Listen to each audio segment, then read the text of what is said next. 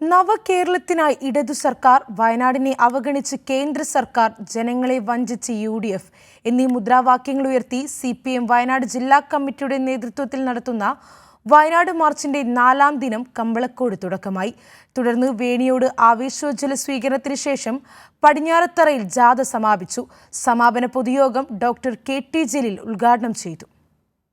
കാലോചിതമായ മാറ്റം വന്യജീവി നിയമത്തിൽ വരുത്താൻ കേന്ദ്രം എന്തുകൊണ്ട് തയ്യാറാകുന്നില്ല എന്ന ചോദ്യം ഉയരേണ്ട സമയമായിരിക്കുന്നുവെന്ന് KT ജലീൽ പറഞ്ഞു. വയനാട് പ്രതിനിധീകരിക്കുന്ന MP ഇന്ത്യൻ പാർലമെന്റിൽ വന്യജീവി നിയമം മാറ്റാൻ ഇടപെടണം. കേന്ദ്ര സർക്കാർ BJP ആണെങ്കിലും കോൺഗ്രസ് ആണെങ്കിലും കേന്ദ്ര പദ്ധതികളിൽ കേരളത്തെ എന്നും അവഗണിച്ചിട്ടുണ്ടെന്നും KT ജലീൽ ഓർമ്മിപ്പിച്ചു. വയനാടിനെ പ്രതിനിധീകരിക്കുന്ന MP ഇന്ത്യൻ പാർലമെന്റിൽ നല്ല സ്വാധീനമുള്ള അംഗമാണ് എന്ന് കോൺഗ്രസിന്റെ നേതാക്കളും പ്രവർത്തകരും മുസ്ലിം ലീഗിന്റെ സുഹൃത്തുക്കളും പറയുന്നത് നാം കേട്ടിട്ടുണ്ട്. തന്റെ ആ സ്വാധീനം, പറയപ്പെടുന്ന സ്വാധീനം ഇന്ത്യൻ പാർലമെന്റിൽ ഉപയോഗിച്ചുകൊണ്ട് ഇത്തരത്തിലുള്ള കാര്യങ്ങൾക്ക് പരിഹാരം കാണാൻ അവർ ശ്രമിക്കണം എന്നാണ് ഈ ജാഥയിലൂടെ പറഞ്ഞു വരുന്ന പ്രധാനപ്പെട്ട ഒരു കാര്യം.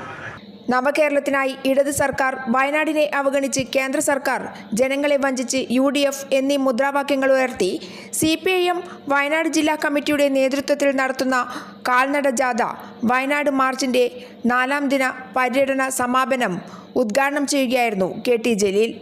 പിണറായിയുടെ ചങ്കൂറ്റം കൊണ്ടാണ് കേരളത്തിൽ 6 വരി പാത നാഷണൽ ഹൈവേ വന്നതെന്നും കേരളം പിണറായിയെ ഒരിക്കലും മറക്കില്ലെന്നും KT ജലീൽ പറഞ്ഞു. അന്ന് ഗഡ്കരിയുടെ റോഡാണെന്ന് പറഞ്ഞ കുഞ്ഞാലിക്കുട്ടിയും സംഘവും ഒരു സ്ഥലത്ത് റോഡിടിഞ്ഞപ്പോൾ പിണറായിയെയും റിയാസിനെയും ഇപ്പോൾ കുറ്റം പറയുകയാണെന്നും പിണറായിക്ക് റോഡുണ്ടാക്കാൻ അറിയാമെങ്കിൽ അത് നന്നാക്കാനും അറിയാമെന്നും UDFനെ KT ജലീൽ ഓർമ്മിപ്പിച്ചു. പിണറായി വിജയന്റെ നെഞ്ചൂക്കിന്റെ പിൻബലത്തിലും ചെങ്കൂറ്റത്തിന്റെ പശ്ചാത്തലത്തിലുമാണ് 2000 ഏക്കർ സ്ഥലം ഏറ്റെടുത്ത് നാഷണൽ ഹൈവേ അതോറിറ്റിക്ക് കൈമാറിയത്. അങ്ങനെയാണ് ഒരിക്കലും നടക്കില്ല എന്ന് നമ്മൾ കരുതിയിരുന്ന പദ്ധതി 6 വരി പാത യാഥാർത്ഥ്യമായി. അപ്പോഴാണ് ഏതോ ഒരു സ്ഥലത്ത് ഇടിഞ്ഞിട്ടുണ്ട്, എവിടെ പിണറായി എന്ന് വെച്ച് കണ്ടപ്പോ ഇങ്ങനെ വരിക. ഇടങ്ങളെന്നല്ലേ പറഞ്ഞത് ഇത് ഗഡ്കരിയുടെ റോഡാണ്.